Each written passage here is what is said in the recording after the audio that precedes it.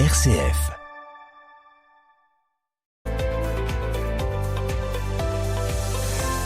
Regard croisé sur le Grand Est. L'actualité économique, sociale et environnementale. Présenté par Jean Fischer, en collaboration avec le Césaire. Bonjour à toutes et tous, ravi de vous retrouver pour un nouveau regard croisé sur RCF. Après avoir donné son avis et émis ses préconisations sur l'accès aux soins, le Césaire Grand Est s'est intéressé à la question de la santé mentale des jeunes. Elle est l'une des conséquences les plus visibles de la pandémie de Covid-19. Depuis, les troubles psychiques chez les jeunes ont connu une forte augmentation. Pour en parler avec nous, je reçois un membre de la commission Santé, Solidarité, Sport et Jeunesse du Césaire, auteur de ce travail. Monsieur Patrice Faure, bonjour. Bonjour.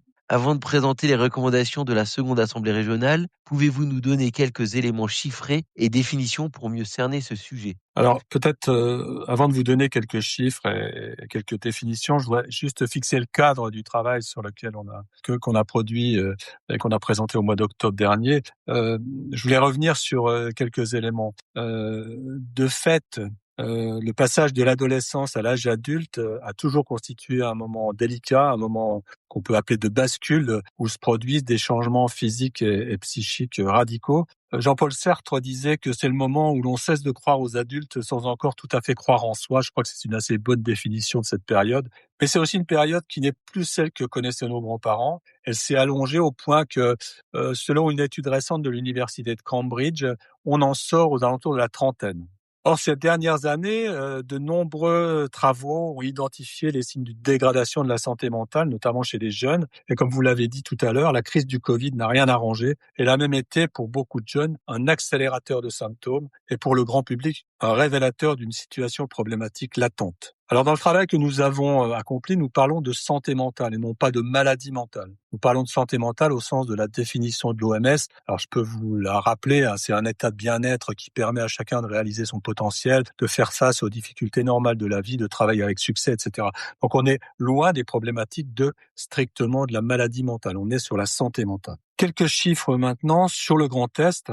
On peut constater par exemple que chez les 11-17 ans, les passages aux urgences pour idées suicidaires ont augmenté de 26% depuis 2022, ce qui correspond à une augmentation de près de 200% par rapport à la période d'avant Covid. Donc on peut rappeler aussi que le suicide reste l'une des principales causes de mortalité des 15-29 ans et qu'environ un jeune sur 4 présente des symptômes dépressifs.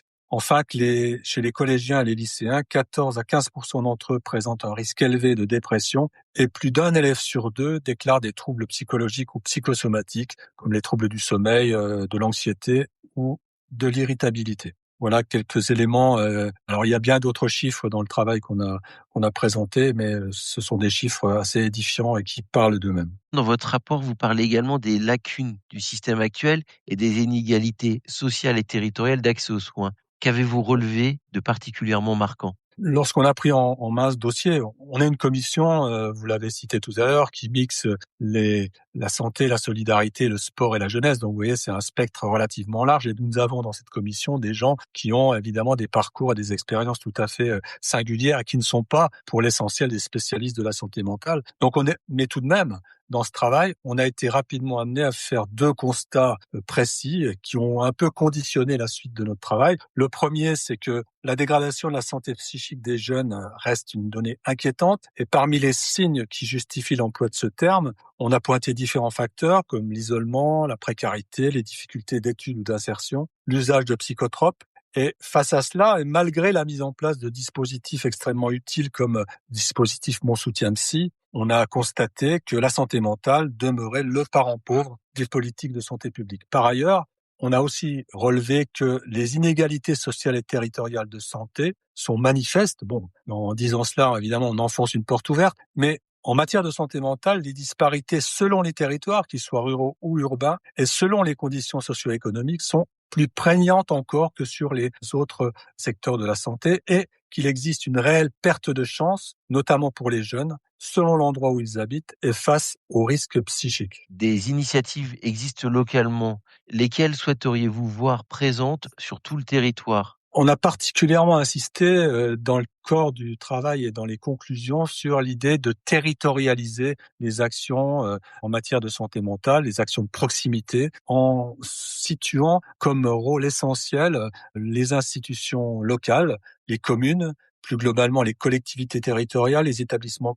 scolaires, les missions locales, les structures associatives, notamment sportives, et d'autres acteurs de proximité. Car ces structures-là sont au contact direct des jeunes et peuvent porter des actions de prévention, d'alerte, de conseil et d'orientation. On en a relevé pas mal, que ce soit des actions de formation, comme le fait la Mutualité française sur les soins de premier recours en santé mentale, des actions de sensibilisation dans les lycées, dans le mouvement sportif, auprès d'associations, dans les missions locales.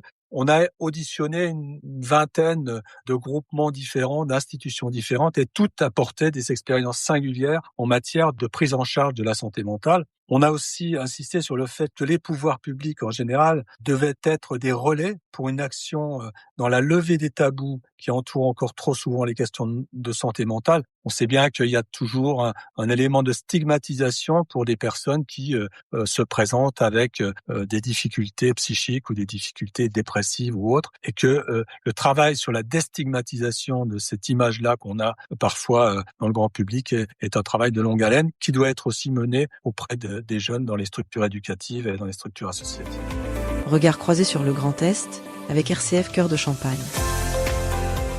La santé mentale, comme nous l'avons rappelé, est une grande cause nationale et dans le contexte budgétaire actuel qui est contraint, qu'appelle de ses vœux le Césaire? Alors, je dirais que, je viens de parler de notre souhait qu'on territorialise les actions concernant la santé mentale. On plaide en fait pour une mobilisation collective, mais aussi durable, non seulement des institutions, avec l'État, évidemment la région, les collectivités locales, mais aussi de ce qu'on appelle la société civile, les associations, les familles, les jeunes eux-mêmes, et je disais pour une approche territorialisée, considérant que les politiques de santé mentale doivent être adaptées aux réalités locales. Cependant, on a constaté que les données disponibles, et vous me demandiez tout à l'heure quels étaient un peu les biais que nous avons trouvés dans ce travail, les données disponibles restent souvent incomplètes, parcellaires et difficiles d'accès. L'objectif serait donc de disposer d'un état des lieux précis et partagé, et on a recommandé, dans une des propositions que l'on fait, on a recommandé à l'ARS de réunir tous les acteurs disposant de ressources en santé mentale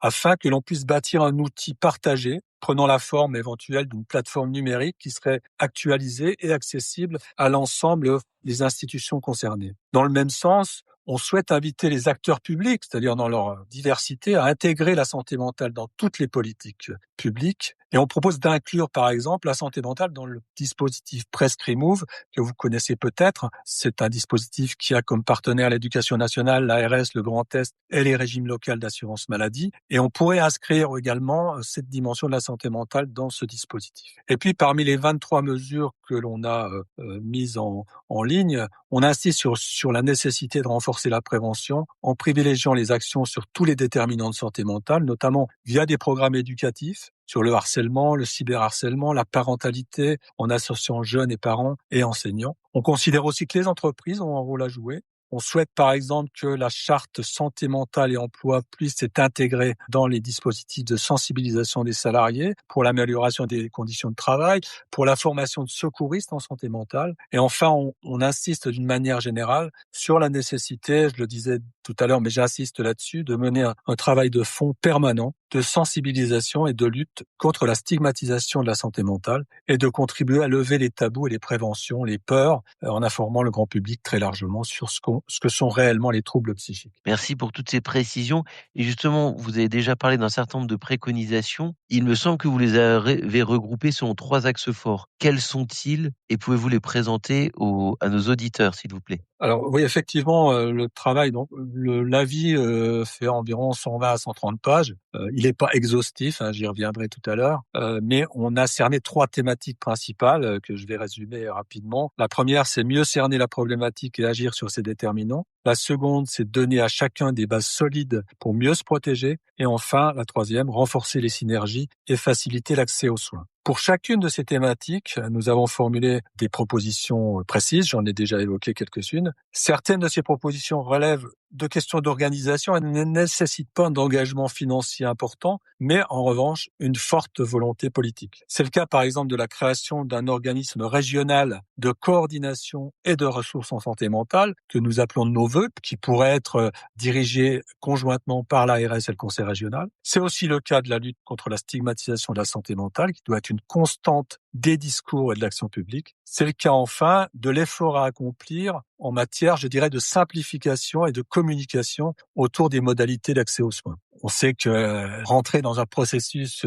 de soins, dans un parcours de soins, c'est pas toujours simple de savoir à quelle porte on doit frapper, dans quel dispositif on doit rentrer. Je pense qu'il y aurait là un effort à faire de simplification et de présentation des modalités d'accès aux soins. On soutient par ailleurs que dans une démarche de sensibilisation à la santé mentale, la participation des familles doit être privilégiée parce que face aux difficultés qu'elles peuvent rencontrer avec leurs enfants, elles ont besoin d'écoute et de soutien. Et on demande par exemple à renforcer tout ce qui est les lieux d'accompagnement à la parentalité pour informer, orienter avec une attention particulière aux familles monoparentales ou aux familles recomposées. Enfin, le rapport aborde les troubles du neurodéveloppement qui apparaissent dès la petite enfance et qui impactent durablement la vie sociale, scolaire et professionnelle. Et on demande à l'ARS, par exemple, de faciliter l'accès à des professionnels spécialisés, que ce soit des orthophonistes, des pédopsychiatres, les centres médico-psychologiques, les CMPP, etc., afin de repérer et d'accompagner ces troubles le plus tôt possible sur l'ensemble du territoire. Merci pour toutes ces recommandations, mais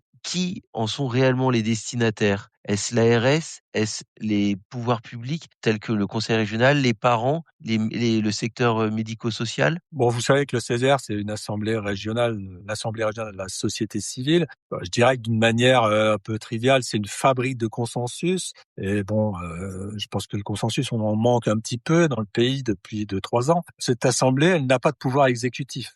L'instance qui a le pouvoir exécutif, c'est le conseil régional et c'est évidemment à lui que nous nous adressons prioritairement. C'est notre partenaire institutionnel et c'est avec lui que nous travaillons et pour lequel nous rendons régulièrement des avis sur l'ensemble des orientations et des produits qu'il conduit. Mais cet avis que nous avons produit sur la santé mentale s'adresse aussi à toutes celles et ceux qui veulent en connaître parce que par sa synthèse et ses préconisations, il est peut-être un élément de réflexion et un outil pour l'action sans véritable équivalent. On a fait un travail de collecte qui présente un outil extrêmement intéressant pour l'ensemble des acteurs de ce secteur, même s'il n'aborde pas toutes les questions de la santé mentale, je pense. Par exemple, il y a 2 sujets qui mériteraient de pousser un petit peu, c'est les sujets concernant ce qu'on appelle l'éco-anxiété ou le lien entre précarité et santé mentale. Il y a d'ailleurs le CESER va entamer un travail sur ces questions de précarité au premier trimestre. Cela dit, pour l'heure, je considère moi que ce travail est d'abord et avant tout un appel qui vise à sensibiliser et à encourager les acteurs régionaux à agir à partir de leurs spécificités locales. Et si je devais tirer un enseignement de ce travail, ce serait d'avoir acquis la certitude qu'une société qui négligerait le bien-être psychique de ses jeunes hypothéquerait gravement son avenir. Dans ce cadre, bien que nous sommes conscients des contraintes budgétaires, l'État qui a décidé de reconduire en 2026 la santé mentale comme grande cause nationale marque pour nous un signe fort de reconnaissance et d'encouragement pour tous les acteurs à poursuivre et amplifier leur action. Monsieur Patrice Faure, merci et à très bientôt pour d'autres travaux du CESER. Je vous remercie. Merci. Merci d'avoir suivi Regards croisés sur le Grand Est. Retrouvez toutes nos émissions en podcast et sur les réseaux sociaux RCF Cœur de Champagne. Une émission en collaboration avec le CESER.